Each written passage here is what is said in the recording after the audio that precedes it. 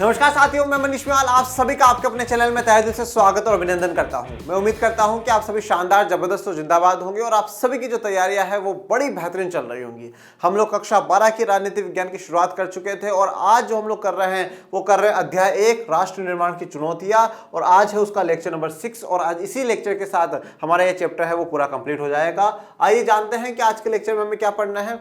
आज हम लोग बात करेंगे राज्य पुनर्गठन आयोग की। एक जो बेसिक ओवरव्यू है वो हम लोग लास्ट लेक्चर में जान चुके हैं। राज्य पुनर्गठन आयोग और उसके जो अधिनियम आता है, जो कानून आता है, उसकी बात करेंगे और इस कानून के तहत क्या हुआ था उस पर भी हम लोग चर्चा करेंगे। फिर बात करेंगे पुनर्गठन आयोग विशाल आंध्र आंदोलन की बात करेंगे। फिर हम लोग बात करेंगे फजल अली आयोग की। ये आयोग क्या है, ये आंदोलन क्या है, ये अधिनियम क्या है, इन सबको बड़े ही विस्तार से और विस्तृत रूप में हम लोग आज जानने की कोशिश करेंगे। चलिए शुरू करते हैं आज के लेक्चर को। राज्य पुनर्गठन आयोग और अधिनियम। सबसे पहले तो आप इसको इंग्लिश में क्या बोलते हैं वो भी थोड़ा सा ध्यान रखिए। राज्य पुनर्गठन आयोग, इसे इंग्लिश में कहा जाता है स्टेट रीऑर्गेनाइजेशन कमीशन। क्या कहा जाएगा? State reorganisation commission.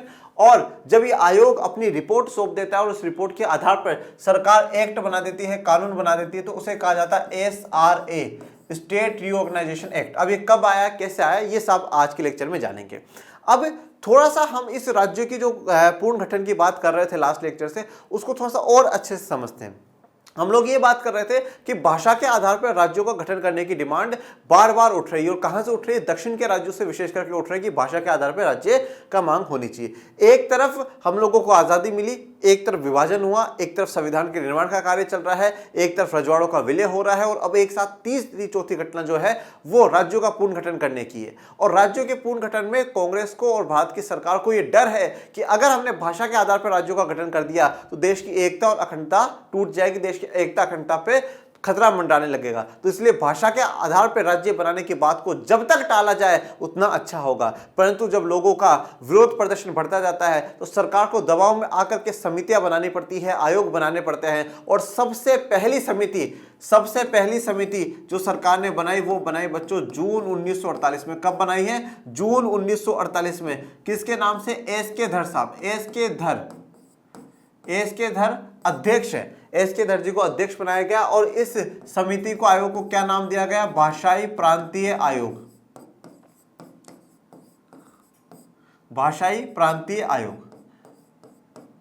और उसके अध्यक्ष कौन है? एस के धर अध्यक्ष। जून 1948 में यह कमेटी बनाएगी और इस कमेटी से यही पूछा गया कि क्या भाषा के आधार पर राज्यों का गठन होना चाहिए। इस बात को लेकर के आप पूरा अच्छे से स्टडी करिए, अध्ययन करिए। भाषा के आधार पर राज्य बनाने से क्या देश की एकता अखंडता पे किसी प्रकार का कोई खतरा मंडराएगा या नहीं मंडराएगा? इस बात का आप हमें जवाब दीजिए।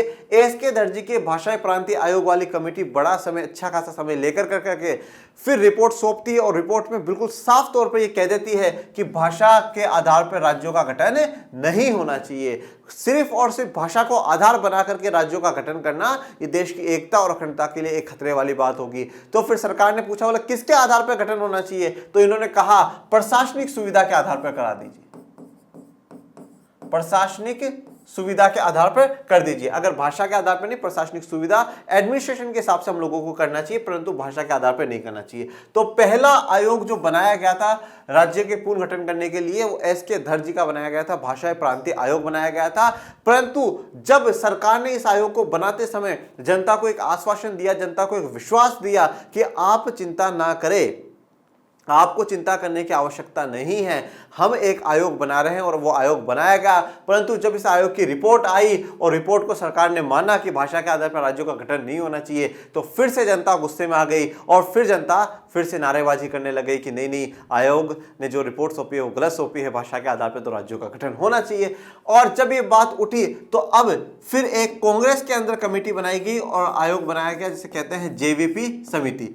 JVP समिति का अर्थ क्या है? यहाँ पे जो जे है वो जवाहरलाल नेहरू जी के लिए है। किसके लिए है? नेहरू जी के लिए है। और जो वी है वो किसके लिए है? सरदार वल्लभ भाई पटेल जी के लिए है। और ये पी जो है वो सीतारमैया जी के लिए है।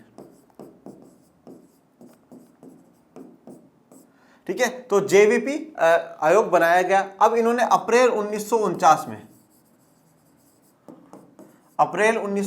में जेवीपी समिति ने भी ये बात को एक्सेप्ट कर लिया, इस बात को मान लिया कि भाषा के आधार पर राज्यों का गठन नहीं होना चाहिए। मतलब सरकार द्वारा गठित आयोग ने भी यही माना, कांग्रेस के बड़े नेताओं की जो समिति बनी, कमेटी बनी, उसने भी यही माना कि भाषा के आधार पर राज्यों का गठन नहीं होना चाहिए। अब जब दोनों तरफ से फैसला आ चुका था, कांग्रेस के अंदर से भी और सरकार का भी, तो अब ये बात तय हो चुकी थी कि भाषा के आधार पर जो राज्यों का गठन है वो थोड़ा सा देश के लिए नुकसानदायक हो सकता है और सरकार को उसको टालना चाहिए। परंतु जनता इस बात के लिए तैयार नहीं थी। जनता को किसी भी हाल में भाषा के आधार पर राज्यों का गठन चाहिए था। आंदोलन दिन पे दिन तेजी पकड़ रहा था और इसी आंदोलन में तेजी पकड़ते हुए एक व्यक्ति का नाम आता है और वो नाम है पोटी श्रीराम मुल्लू जी का। पोटी श्रीराम मुल्लू जी और उनके समर्थक इस बात की मांग कर रहे थे कि मद्रास प्रांत में से, जो मद्रास ब्रिटिशर्स का प्रांत प्रोविंस था, उसमें से तेलुगु भाषी लोगों के लिए एक अलग राज्य बनना चाहिए जो कि आंध्र प्रदेश हो। और कौन सी भाषा वाले लोगों के लिए? तेलुगु भाषा वाले लोगों के लिए। और आंदोलन का नेतृत्व किसने करा है? पोटी श्रीराम मुल्लू जी ने। पोटी श्रीराम मुल्लू जी ने। पोटी श्रीराम मुल्लू जी एक बड़े गांधीवादी नेता थे, कांग्रेस के बड़े नेता रहे, गांधी जी के बड़े अनुयायी रहे। और गांधी जी इतने महानता के साथ इनका वर्णन करते थे कि अगर श्रीराम मुल्लू जी जैसे मुझे 11 लोग मिल जाए, 11 अनुयायी मिल जाए, तो मैं अंग्रेजों को बड़ी ही जल्दी से भारत से भगा दूंगा। इतने डेडिकेटेड थे। और सामाजिक कार्य भी इन्होंने बड़े ही करे। दक्षिण में दलितों की मंदिरों में एंट्री के लिए, उनके सामाजिक अधिकारों के लिए, राजनीतिक अधिकारों के लिए उन्होंने खूब लड़ाई लड़ी। तो गांधी जी के बड़े ही प्रिय थे। और अब पोटी श्रीराम मुल्लू जी भी ये डिमांड कर रहे हैं कि तेलुगु भाषी लोगों के लिए अलग राज्य होना चाहिए। और वो अलग राज्य कौन सा है? वो आंध्र प्रदेश होना चाहिए। परंतु सरकार बिल्कुल भी ध्यान नहीं दे रही है, कांग्रेस ध्यान नहीं दे रही है, बल्कि कांग्रेस के एक बड़े ही नेता है। और पोटी श्रीराम मुल्लू जी गांधी जी के अनुयायी थे, तो गांधी जी के रास्तों पर ही चल रहे थे, हिंसा के साथ। हिंसा नहीं कर रहे थे कहीं पर, हिंसा के साथ सत्याग्रह कर रहे हैं। फिर भी सरकार ने ध्यान नहीं दिया, तो इन्होंने रास्ता अपनाया भूख हड़ताल का। किसका रास्ता अपनाया? भूख हड़ताल का। और भूख हड़ताल कब तक करनी है? अनिश्चित काल तक। अनिश्चित काल, ठीक है, काल का मतलब समय, अनिश्चित, जो टाइम फिक्स ना हो। 10 दिन, 20 दिन, 40 दिन, 50 दिन, कब तक करनी है पता नहीं। बस जिस दिन तेलुगु भाषी राज्य बन जाएगा, हमें मिल जाएगा, हम उस दिन उस भूख हड़ताल को त्याग देंगे। तो भूख हड़ताल पर कब बैठे पोटी श्रीराम मुल्लू जी? 19 अक्टूबर 1952 को बैठे। 19 अक्टूबर 1952 को बैठे। और इनकी फिर मृत्यु हो जाती कब होती है? 15 दिसंबर 1952 को हो जाती है विद्यार्थियों। तो टोटल कितने दिन बैठे? 56 दिनों तक बैठे। एमसीक्यूज में पूछ लिया जाएगा कि पोटी श्रीराम मुल्लू जी कितने दिनों के लिए अनिश्चित काल की भूख हड़ताल पे बैठे थे? तो कितने दिनों की? 56 दिनों की बैठे थे। ये डेट आपकी किताबों में नहीं दे रखी है, पर फिर भी मैं आपको बता रहा हूं। 19 अक्टूबर को बैठे और 15 दिसंबर को उनकी मृत्यु हो जाती है। 15 दिसंबर 1950 को ही सरदार पटेल जी की भी डेथ हुई थी, 15 दिसंबर 1950 को। और सरदार पटेल जी का जन्म कब आता है? 31 अक्टूबर को आता है, 31 अक्टूबर को आता है, जब हम राष्ट्रीय एकता दिवस मनाते हैं। तो 15 दिसंबर पोटी श्रीराम मुल्लू जी की डेथ हो जाती है। और जैसे ही डेथ होती है तो समर्थकों में और भी गुस्सा हो जाता है, अब हिंसा होने लग जाती है। वो सरकार की लापरवाही समझते हैं कि सरकार की लापरवाही के कारण कांग्रेस के देश के एक बड़े नेता ने, गांधी जी के एक बड़े अनुयायी ने अपनी जान गंवा दी, सिर्फ और सिर्फ सरकार की लापरवाही के कारण। अगर सरकार सही समय पर रहते हुए ध्यान दे लेती और तेलुगु भाषा का राज्य का गठन कर देती तो शायद आज श्रीराम मुल्लू जी हमारे बीच में होते, पर वो हमारे बीच में नहीं है। लोगों में बड़ा ही गुस्सा होता है और इस गुस्से को देखते हुए सरकार को फैसला लेना पड़ता है। और प्रधानमंत्री जवाहरलाल नेहरू जी 29 दिसंबर 1952 को यह ऐलान कर देते हैं कि तेलुगु भाषी लोगों के लिए एक नए राज्य का गठन हम लोग करेंगे। और वो नए राज्य का गठन कब हुआ? 1 अक्टूबर 1953 को। कब हुआ बच्चों? 1 अक्टूबर 1953 को नए राज्य का गठन हो जाता है, जो बनता है आंध्र प्रदेश। तो आंध्र प्रदेश की और उस मूवमेंट की ये पूरी कहानी है। राज्य पुनर्गठन आयोग अभी बना नहीं है, अभी आगे फजल अली आयोग की बात करेंगे जब आएगा। तो सबसे पहले जून 1948 में एस के धर के अध्यक्षता में भाषाई प्रांतीय आयोग बनाया गया, उन्होंने मना कर दिया। फिर कांग्रेस ने समिति बनाई, जेवीपी, नेहरू जी, पटेल जी, सीतारामैया जी, अप्रैल 1950 में उन्होंने मना कर दिया। परंतु आंदोलन ने तेजी ली। पोटी श्रीराम मुल्लू जी तेलुगु भाषी लोगों के लिए आंध्र प्रदेश की डिमांड कर रहे हैं। उन्होंने 19 अक्टूबर से लेकर के 15 दिसंबर 1952 तक वो भूख हड़ताल पर रहे। फिर उनकी मृत्यु हो जाती है। फिर फाइनली 29 दिसंबर 1952 को जवाहरलाल नेहरू जी ऐलान कर देते हैं और 1 अक्टूबर 1953 को आंध्र प्रदेश बन जाता है। ये जवाहरलाल नेहरू जी हैं, ये सरदार पटेल जी हैं और ये डॉक्टर पट्टाभी सीतारामैया जी हैं। अब विशाल आंध्र आंदोलन, ठीक है, आंध्र आंदोलन, आंध्र का मतलब आंध्र प्रदेश बनाने के लिए, ठीक है, आंध्र प्रदेश बनाने के लिए एक विशाल आंदोलन चलाया जा रहा है, तो उसी को क्या नाम दिया गया, विशाल आंध्र आंदोलन दिया गया है। विशाल आंध्र आंदोलन आंध्र प्रदेश नाम से अलग राज्य बनाने के लिए चलाया गया आंदोलन ने मांग की कि मद्रास प्रांत के तेलुगु भाषी इलाकों को अलग करके एक नया राज्य आंध्र प्रदेश बनाया जाए। तो विशाल आंध्र आंदोलन चलाया गया आंध्र प्रदेश नाम से अलग राज्य बनाने के लिए। आंध्र प्रदेश नाम से एक अलग राज्य बनाना है, किस में से बनाना है, मद्रास प्रांत में से। जैसे ये मद्रास प्रांत है तो इसमें से एक अलग राज्य बनाना है जिसका नाम आंध्र प्रदेश होगा, और किसके लिए होगा, तेलुगु भाषी लोगों के लिए होगा। मतलब इस मद्रास प्रांत में जितने भी तेलुगु भाषी लोग रहते हैं उनके लिए एक अलग राज्य का गठन कर दिया जाए और जिसका नाम आंध्र प्रदेश हो और वो तेलुगु भाषी लोगों के लिए बन जाए। और ये डिमांड कौन कर रहे हैं, तेलुगु भाषी लोग कर रहे हैं, ठीक है। और जिसमें एक बड़ा नाम है वो किसका है, पोटी श्रीरामुलु जी का है। तेलुगु भाषी क्षेत्र की लगभग सारी राजनीतिक शक्तियां मद्रास प्रांत के भाषाई पूर्ण गठन के पक्ष में थी। देखिए एक यहां पे बात देखिए, तेलुगु भाषी क्षेत्र की लगभग सारी राजनीतिक इकाई मद्रास प्रांत के भाषाई पूर्ण गठन के पक्ष में थी। मतलब यहां पर मद्रास प्रांत में जितने भी तेलुगु भाषी लोग हैं वो सभी यही चाहते थे कि क्या हो, भाषा के आधार पर पूर्ण गठन हो, भाषा के आधार पर पूर्ण गठन हो। अभी हम लोग देखेंगे कि काफी विधायकों ने, काफी नेताओं ने भी इस्तीफे दे दिए कि सरकार हमारी बात नहीं सुन रही है और जो राज्यों का जो पूर्ण गठन है, जो रीऑर्गेनाइजेशन जो कर रही है वो भाषा के आधार पर नहीं कर रही है, वो भाषा के आधार पर करना चाहिए। केंद्र सरकार हाँ ना की दुविधा में थी और उसकी इस मनोदशा से इस आंदोलन ने जोर पकड़ा। अब सरकार कंफ्यूजन में थी। क्यों कंफ्यूजन में थी, क्योंकि एसके धर कमेटी ने भी मना कर दिया, कांग्रेस की अंदर की कमेटी जेवीपी है उसने भी मना कर दिया। तो सरकार हाँ ना हाँ, परंतु लोगों का प्रेशर था कि नहीं साहब करो, राज्य का गठन करो, भाषा के आधार पर करो। सरकार कभी कहती है हाँ हाँ करेंगे, कभी ना ना नहीं नहीं अभी नहीं करना है। तो हाँ ना की मनोदशा में सरकार थी। और जब सरकार हाँ ना के बीच में फंसी हुई है तो जनता ने जो आंदोलन है वो आंदोलन और भी तेज जनता पकड़ लेती है, ठीक है। और उस आंदोलन में तब और तेजी आती है जब पोटी श्रीरामुलु जी जुड़ते हैं और जब फाइनली उनकी डेथ हो जाती है तो लोग हिंसक होना शुरू हो जाते हैं। कांग्रेस के नेता और दिग्गज गांधीवादी पोटी श्रीरामुलु ने अनिश्चितकालीन भूख हड़ताल पर बैठ गए। अब कांग्रेस के नेता रहे और बड़े ही दिग्गज गांधीवादी रहे। गांधीवादी मतलब जो गांधी जी को मानने वाले हों, जो गांधी जी की विचारधारा पर चलने वाले हों। कौन है, पोटी श्रीरामुलु जी हैं। तो और कब तक बैठे, अनिश्चितकालीन भूख हड़ताल। कोई काल कोई समय का निश्चित नहीं है कब तक है, पर भूख हड़ताल पर रहेंगे जब तक तेलुगु भाषी राज्य नहीं मिल जाता। 56 दिनों की भूख हड़ताल के बाद उनकी मृत्यु हो जाती है। और ये 56 दिन कब से कब तक है बच्चों, 19 अक्टूबर 1952 को बैठे थे।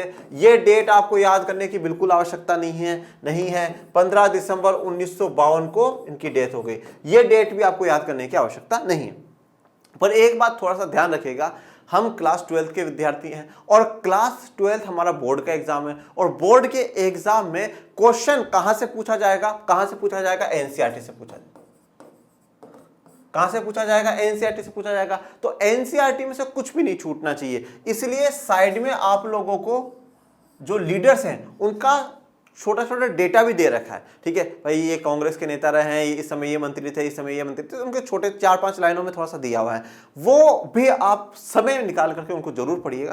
क्वेश्चन पूछे जा सकते हैं, बहुत रेयर ऑफ द रेयरेस्ट होता है पूछे जाए, पर फिर भी एक खुद की नॉलेज के लिए भी बहुत अच्छा रहता है। तो उनको आप पढ़िएगा, पर पहले जो मेन पूरा कंटेंट है वो फिर जैसे समय मिला आप उनको। और अब भी से अगर आप पढ़ते रहोगे तो आपका समय ही समय है बच्चों, अब भी तो बहुत समय है। नहीं तो फिर क्या होगा, एंडिंग में जाकर के पढ़ोगे तो फिर वही हाँ ना वाली मनोदशा होगी। ये चैप्टर पढ़ूं, हाँ पढ़ लेता हूं, ना समय नहीं है, कैसे पढ़ूं, ये चैप्टर पढ़ूं, नहीं, कम मार्क्स का छोड़ देते हैं। ये अरे यार ये तो बहुत बड़ा चैप्टर, अभी नहीं पढ़ा जाएगा। तो हाँ ना की मनोदशा में फंसने से अच्छा है कि आप अभी से ही अच्छे तरीके से तैयारी करते हुए चलें।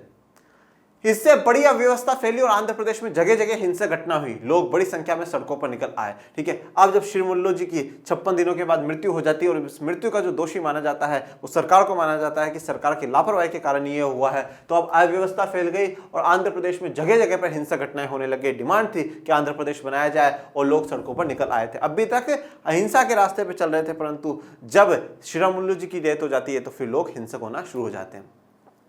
सरकार पुलिस को भेजती है रोकने के लिए। पुलिस फायरिंग में अनेक लोग घायल हुए और मारे गए, तो फिर काफी लोगों को मार दिया जाता है, काफी घायल हो जाते हैं। मद्रास में अनेक विधायकों ने विरोध जताते हुए अपनी सीट से इस्तीफा दे दिया। तो मद्रास में जो विधायक थे उन्होंने इस्तीफा दे दिया अपनी सीट से अपनी सीट को त्याग दे, बोले नहीं, अगर हमारे लोगों की, हमारे राज्य के लोगों की बात ही नहीं सुनी जा रही है तो फिर हमें विधायक नहीं चाहिए, हमें नेतागिरी नहीं करनी, हम लोगों के साथ खड़े हैं, ठीक है। और एक बात ये भी देखेगा, जैसे मैं पहले भी कह चुका हूं और अभी भी कहता हूं कि अगर आप उत्तर भारत की बात देखेंगे तो उत्तर भारत में लोगों के लिए जाति और धर्म सेंसिटिव मुद्दा है, काफी संवेदनशील मुद्दा है।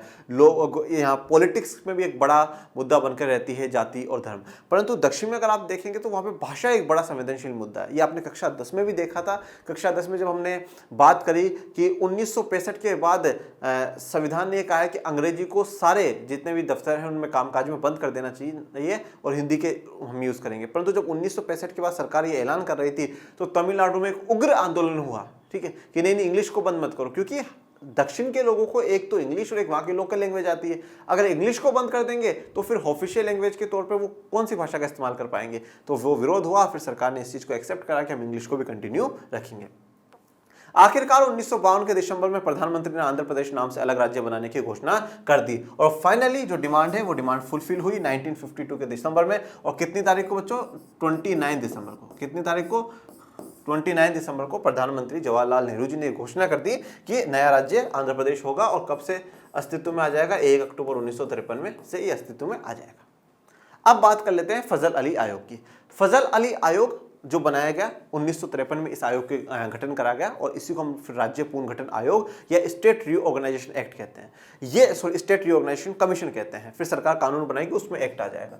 ये जो बनाया गया 1953 में ये बनाया जाता है, फजल अली आयोग बनाया गया 1953 में। बनाया क्यों गया? सबसे पहला सवाल तो हमारा यही आता है कि इस आयोग को बनाने की आवश्यकता रही तो रही क्यों?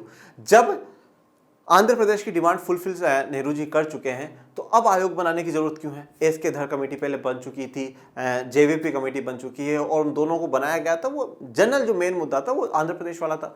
अब उसके बाद आयोग बनाने की आवश्यकता कहाँ आ रही है? तो मेन कारण ये था कि जब आंध्र प्रदेश की डिमांड पूरी हो जाती है तो ज्यादातर जो राज्य हैं, जो भाषा के आधार पर राज्यों की डिमांड होना शुरू हो जाती है कि भाई हमारा भी फिर भाषा के आधार पर राज्य, फिर हमारा भी भाषा के आधार पर राज्य। तो सरकार ये चाहती थी कि एक हमारे पास एक क्लियर रिपोर्ट हो, बिल्कुल अच्छे से समय लेकर करके ऐसी रिपोर्ट बनाई जाए जिससे कि हम पूरा एक आइडिया लगा सके कि हमें राज्य भाषा के आधार पर बनाने चाहिए या नहीं बनाने चाहिए, ठीक है। तो अब इसके लिए जो काम सौंपा गया वो फजल अली जी को सौंपा गया। 1953 में एक बात और इंटरेस्टिंग है, ये भी है देखने लायक, कि 1951-52 में भारत के पहली लोकसभा के चुनाव हो जाते हैं, जो आप चैप्टर 2 में पढ़ेंगे, जो आने वाला दूसरा अध्याय उसमें पढ़ेंगे।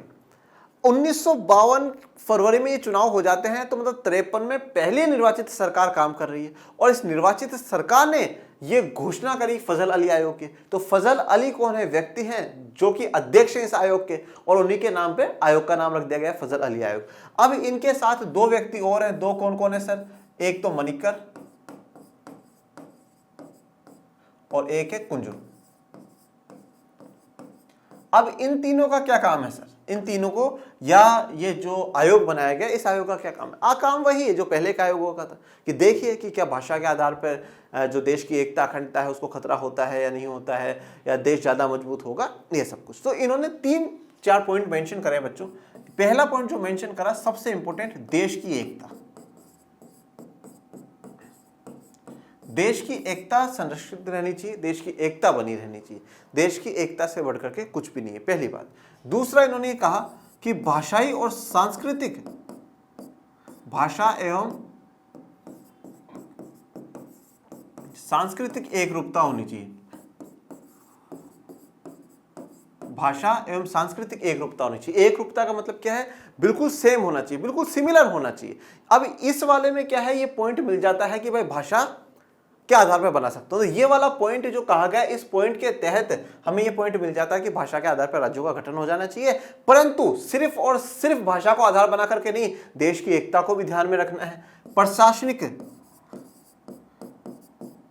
व्यवस्था को भी ध्यान में रखना है, प्रशासनिक सुविधा भी होनी चाहिए। सिर्फ इस आधार पर नहीं कि हाँ उस भाषा के लोग हैं तो उस भाषा वाले के हिसाब से बना दो। सरकार को, देश को प्रशासन की सुविधा के भी होनी चाहिए कि वहां पे आराम से प्रशासन हो रहा है। और सबसे इंपॉर्टेंट जो बात कही वो ये कही कि राज्य, सभी जो राज्य हैं वो और देश का विकास होते रहना चाहिए। सबसे इंपॉर्टेंट यही है, राज्यों और देश का विकास ये होता रहना चाहिए, इनमें रोक नहीं आनी चाहिए। ये चार, मतलब आप कह सकते हो कि फजल अली आयोग के हम निष्कर्ष निकाल सकते हैं जो उन्होंने कहा कि देश की एकता बनी रहनी चाहिए, भाषा एवं सांस्कृतिक एकरूपता के आधार पर आप बना सकते हैं, प्रशासनिक सुविधा होनी चाहिए और राज्यों का और देश का विकास होना चाहिए और वहां के लोगों का भी विकास होना चाहिए। मतलब यहां से एक निष्कर्ष सरकार ने निकाल लिया कि हम भाषा के आधार पर राज्यों का गठन कर सकते हैं और गठन करने से देश की एकता अखंडता कमजोर ना होकर के बल्कि मजबूती बनेगी, क्योंकि वहां के लोगों में सरकार के प्रति और देश के प्रति एक अपनेपन का भाव जगेगा कि हाँ देखिए हमारी सरकार ने हमारी बात को माना। अब ऐसा नहीं है कि भाई वहां पर एक भाषा के लोग हैं तो दूसरी भाषा वाले लोग नहीं जा सकते, परंतु आपको मेजॉरिटी जो है बहुमत है उस भाषा के लोगों को देखने को मिलेगा। तो फाइनली सरकार ने इस आयोग की बात को माना। इस आयोग ने जो रिपोर्ट सौंपी, रिपोर्ट को हिंदी में प्रतिवेदन कहते हैं, जब उन्होंने अपनी प्रतिवेदन सौंपा और उसको एक्सेप्ट करा सरकार ने,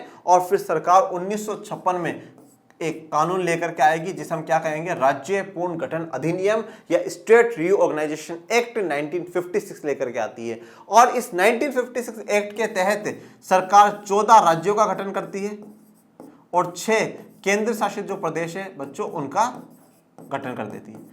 अब केंद्र शासित प्रदेश क्या होते हैं, राज्य क्या है, ये सब आप क्लास 11th में और उससे छोटी क्लासों में पढ़ करके आ चुके हैं, मैं यहाँ पे डिस्क्राइब नहीं करूंगा। 14 राज्य कौन से थे और 6 केंद्र शासित प्रदेश कौन से थे 1956 में, यह अभी मैं आपको इस लेक्चर में बता दूंगा, जिससे आपको पता रहे कि जब स्टेट रीऑर्गेनाइजेशन एक्ट या राज्य पुनर्गठन अधिनियम 1956 आया था तो कौन कौन से राज्य बने और कौन कौन से केंद्र शासित प्रदेश। राज्य पुनर्गठन आयोग और अधिनियम, भाषावार पुनर्गठन से राज्यों के सीमांकन के लिए एक समरूप आधार भी मिला, बहुतों की आशंका के विपरीत इससे देश नहीं टूटा। तो अब भाषावार पुनर्गठन से एक समरूप आधार मिल गया कि हमें किस आधार पर सीमांकन करना चाहिए, बाउंड्री किस आधार पर करनी चाहिए, भाषावार कर देनी चाहिए। तो एक आधार हम लोगों को मिल गया, परंतु काफी लोगों को जो आशंका थी कि भाई इससे देश टूट जाएगा, देश की एकता अखंडता को खतरा होगा, परंतु ऐसा बिल्कुल भी नहीं हुआ। देश बिल्कुल नहीं टूटा, बल्कि देश ज्यादा मजबूत और ज्यादा एक हुआ।